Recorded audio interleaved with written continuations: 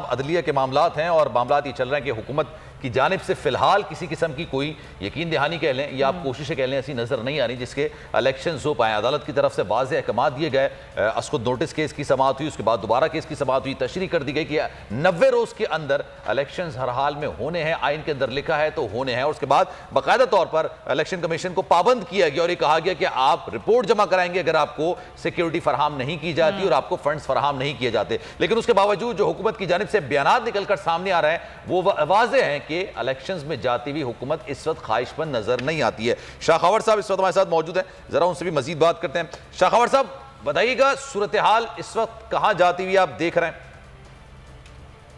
देखिए, ये बिल्कुल एक डेडलॉक की तरफ सूरत हाल जा रही है। एक तरफ सुप्रीम कोर्ट का फैसला है और उस पर उन्होंने इलेक्शन कमीशन से रिपोर्ट भी कल जो है इलेक्शन कमीशन ने जमा करा दी, जिसमें उन्होंने वाज़ेह तौर पे ये कह दिया कि जो अदालती हुक्म था उसके मुताबिक उनको वो रकम जो है वो मुंतकिल नहीं की गई और जो सिक्योरिटी भी जो केयर टेकर गवर्नमेंट है वो भी इतनी मुनासिब नहीं है। तो अब चूंकि वो जो 4 अप्रैल का फैसला है उसमें तो उन्होंने बिल्कुल वाज़ेह तौर पे लिखा है कि अगर इनके अहकामात की खिलाफ वर्जी होगी और नहीं माने जाएंगे तो वो फिर उसके ऊपर मुनासिब कार्रवाई करेंगे।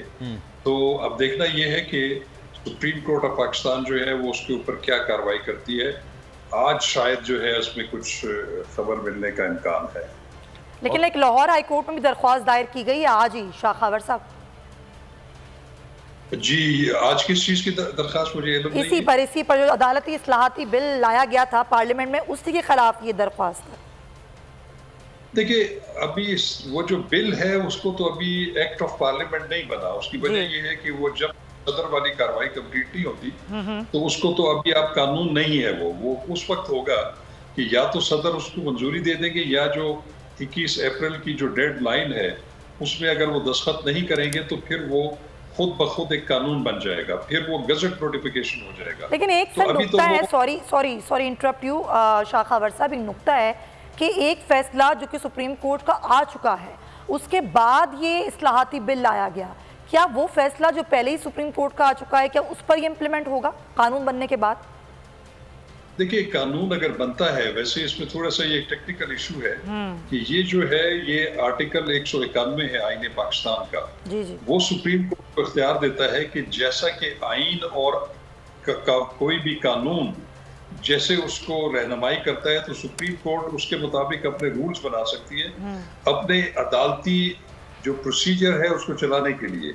तो उसमें एक तरमीम या उसमें कानून साजी तो की जा सकती है, इसमें कोई शक नहीं है। लेकिन सर, मैं इसी चीज को जो पढ़ रहा था मैं इसी सुमैया का जो सवाल है मैं इसी को थोड़ा सा और डिटेल में आपसे पूछ लूं। जब मैं इसको पढ़ रहा था तो ये अगर कानून कोई पास किया जाता है, बेसिकली ये कानून पास किया गया, ये आइन में तरमीम नहीं की है, ये जो कानून पास किया गया है इसको सुप्रीम कोर्ट में चैलेंज भी किया जा सकता है और ये माजी पर एप्लीकेबल नहीं होता। अगर आइन में कोई तब्दीली की जाती है और आइन में तब्दीली के लिए आपको पूरी मेजॉरिटी चाहिए होती है, उसमें ऐवान के अंदर पूरी लोगों का मौजूद होना लाजमी होता है। इसमें दो चीजें। एक चीज ये है कि अगर कोई भी आईनी शिक जिसमें तब्दीली करना जरूरी है उसके लिए तो फिर 2/3 अक्सरियत से आईनी तरमीम होगी।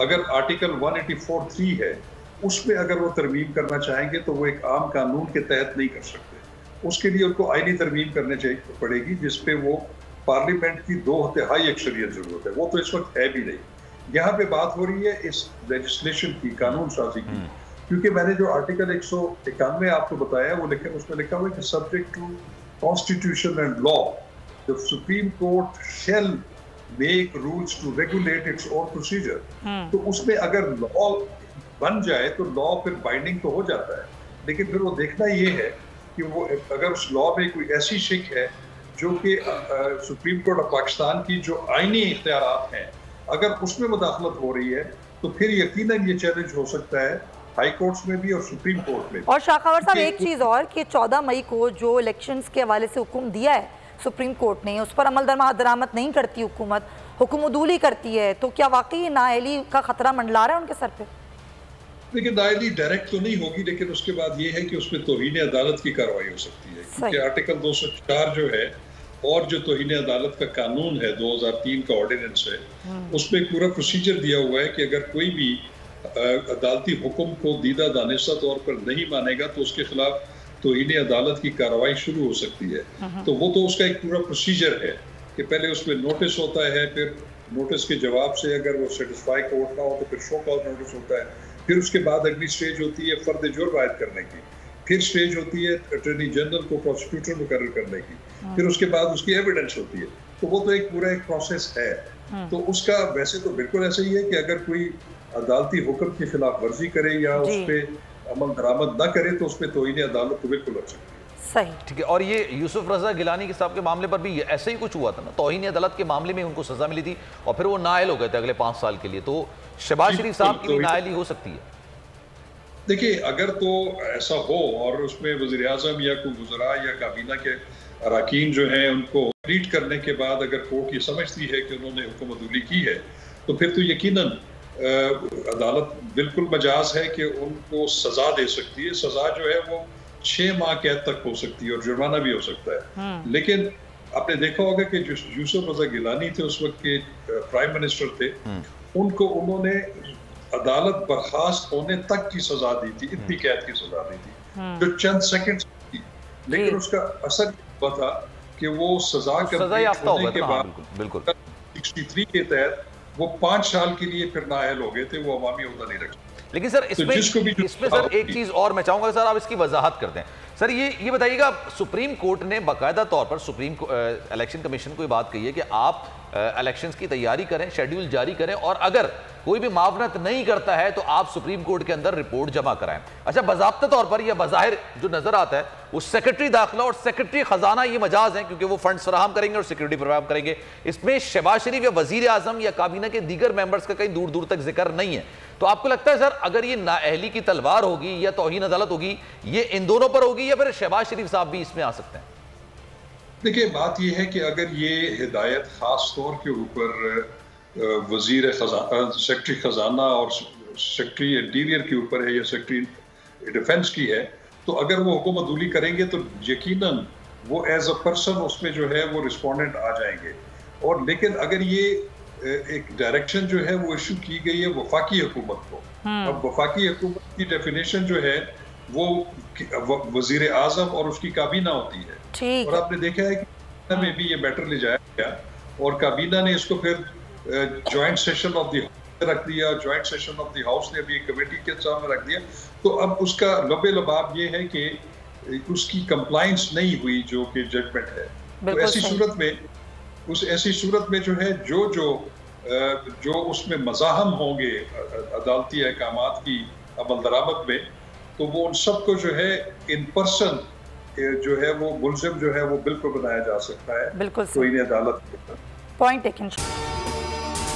जनाब, अगर ये वीडियो आपको पसंद आई है तो लाइक पर क्लिक जरूर कीजिएगा। तो नजर आ रहा है सामने लिखा हुआ है जुल्म मिटने के लिए 2 चीजों से मिटेगा भाई।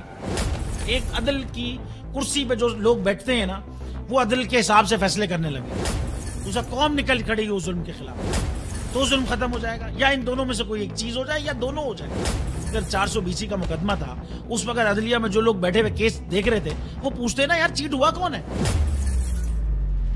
जब उनको दिखता कोई चीट नहीं हुआ, केस खत्म कर देते। तो जालिम जुल्म कर ही नहीं पाता। 9 जजेस ने नोट बिफोर किया मेरे केस को यार, 1.5 साल चला। शख्सी जमानत का केस, सेम केस इस्लामाबाद में कर दिया। एक ही इल्जाम पे 2 केस हो नहीं सकते भाई। मतलब 60 दिन का वक्त होता है, 102 दिन के बाद मैं जीत गया, केस बरी हो गया, 102 दिन के बाद अपील फाइल की, एक्सेप्ट कर ली। नहीं करते ना एक्सेप्ट, खत्म हो जाता ना जुल्म यार। भरी अदालत में मुझे बरी कर दिया, फिर पता नहीं क्या हुआ 2.5 घंटे बाद का नोट बिफोर, मैं नहीं सुनता ये केस। खड़े रहते अपने फैसले पे, मिट जाता जुल्म। अल्लाह ताला ने बिठाया इन कुर्सियों पे इनको यार, ये अल्लाह ताला की तरफ से फैसले करने हैं।